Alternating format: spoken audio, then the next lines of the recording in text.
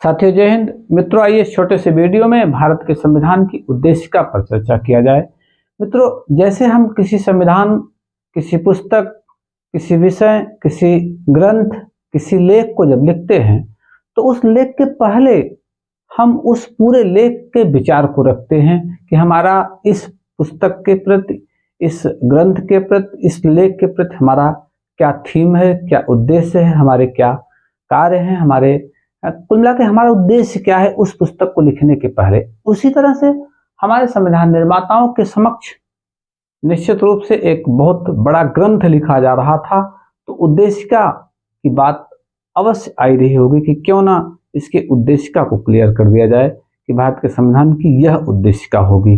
साथियों जैसे ही भारत का संविधान लिखा जाने लगा, जो इसकी पहली बैठक हुई 9 दिसंबर 1946 को कैबिनेट मिशन के तहत संसद के केंद्रीय कक्ष में, उसके 3 दिन बाद यानी कह लीजिए 13 दिसंबर 1946 को भारत के एक उस समय के जो प्रभावशाली नेता थे, उनका नाम था पंडित जवाहरलाल नेहरू, ने संविधान सभा के समक्ष 13 दिसंबर 1946 को उद्देश्य प्रस्ताव रखा। और साथियों आपको बताना चाहेंगे कि यह उद्देश्य प्रस्ताव 22 जुलाई 1947 को पारित हुआ, पास हुआ, स्वीकृत हुआ।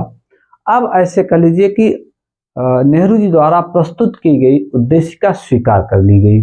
अब साथियों उद्देशिका संविधान की हृदय है, संविधान की कुंजी कह लीजिए, संविधान की आत्मा कह लीजिए। साथियों आपको बताना चाहेंगे कि 42वें संविधान संशोधन 1976 में उद्देशिका में थोड़ा सा परिवर्तन भी किया गया। पंथ निरपेक्ष शब्द जोड़ा गया, समाजवादी और अखंडता, ये 3 शब्द जोड़े गए। कब? भारत के संविधान के 42वें संविधान संशोधन 1976 में। आइए हम थोड़ा सा संविधान की प्रस्तावना को पहले पढ़ें, उसके बाद उस पर अपना विचार देखें कि आखिर क्या क्या प्रश्न, कहाँ से प्रश्न बनते हैं, कहाँ से प्रश्न आते हैं।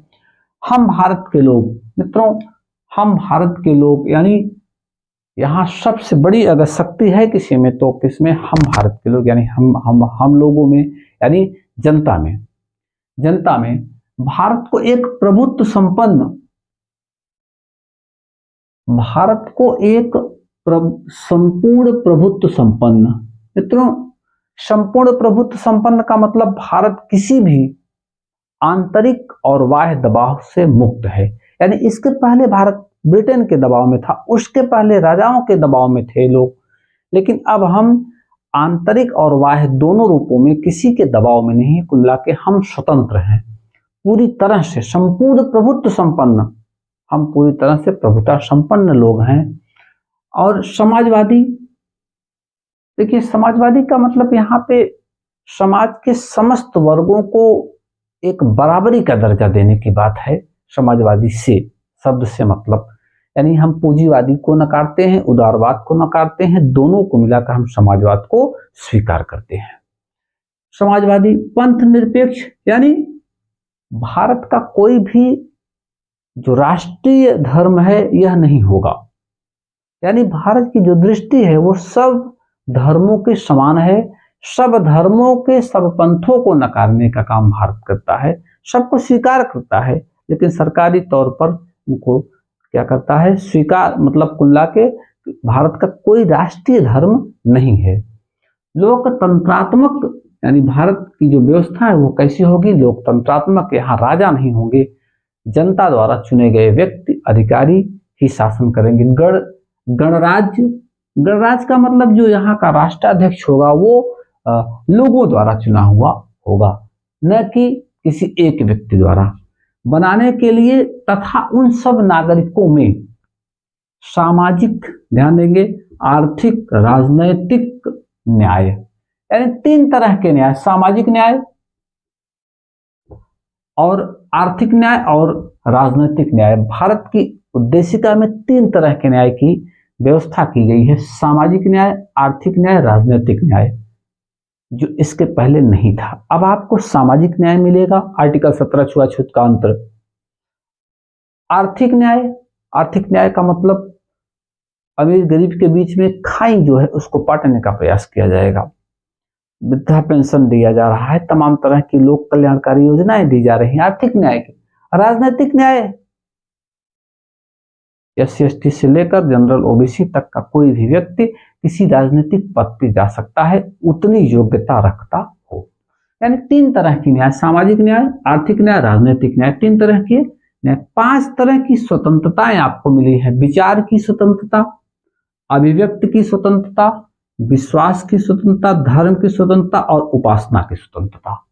देखिए साथियों, विचार आप अपने स्टेटमेंट को दे सकते हैं, अभिव्यक्ति अपनी बात आप रख सकते हैं, विश्वास यानी आप किसी भी धर्म, किसी भी पंथ, किसी मार्ग में आप आस्था प्रकट कर सकते हैं, इसके लिए आप करो। धर्म, कोई भी धर्म, और उपासना, पूजा के लिए आपको स्वतंत्रता प्रदान, 5 तरह की स्वतंत्रताएं आपको प्रदान की गई। प्रतिष्ठा और अवसर की समता भी आपको प्रदान करने के लिए, उन सब, ध्यान देंगे, समता प्राप्त करने के लिए उन सब में व्यक्ति की गरिमा और राष्ट्र की एकता और अखंडता सुनिश्चित करने वाली बंधुता बढ़ाने के लिए दृढ़ संकल्प होकर अपनी इस संविधान सभा में आज तारीख 26 नवंबर 1949 को एतत् द्वारा अंगीकृत करते हैं, अधिनियमित करते हैं और आत्मार्पित करते हैं। तो ये संविधान की छोटी सी सिमरी, इसमें क्या क्या चीजें नहीं है, सब चीजों को या कह लीजिए संविधान की आत्मा है, संविधान की कुंजी है। यही से संविधान का, यूं कह लीजिए संविधान का दर्शन यहाँ पे छिपा हुआ है। देखिए, कह रहा है कि राष्ट्र की गरिमा, उन सब में व्यक्ति की गरिमा, राष्ट्र की एकता और अखंडता, भारत का कोई भी राज्य भारत से अलग नहीं हो सकता, अखंड है भारत, और सुनिश्चित करने वाली बंधुता, अखंडता सुनिश्चित करने वाली बंधुता बढ़ाने के लिए दृढ़ संकल्प होकर। साथियों, ये बहुत बड़ी बात कहती है। हाँ, एक प्रश्न है कि क्या भारत के संविधान का अंग है या नहीं उद्देशिका, ये तमाम वाद में इसकी चर्चा हुई है। हम आपको बताना चाहेंगे कि केशवानंद भारती बनाम केरल राज्य में भारत के संविधान का भाग नहीं तो कह दिया गया, लेकिन ये कहा गया कि ये संविधान के लिए दर्शन है, यानी भाग में स्थान नहीं भी दिया गया, लेकिन संविधान के लिए, आपके लिए अगर कहीं संविधान में कोई समस्या होती है संविधान विशेषज्ञों द्वारा, तो सहारा कहाँ लिया जाता है, उद्देशिका का। ये मार्गदर्शिका टाइप की है, कहीं का समस्या होती है उद्देशिका का अध्ययन किया जाए। तो ये भारतीय संविधान का प्राण है, भारतीय संविधान की कुंजी है, भारतीय संविधान का संपूर्ण दर्शन यहीं पे छिपा हुआ है। आप इसका अध्ययन करिए, जहां से भी क्वेश्चन आता है उसको आप पॉइंट करिए, और उसके बाद आप अपनी आने वाले जो आपका पेपर है उसमें सफल होइए। जय हिंद साथियों।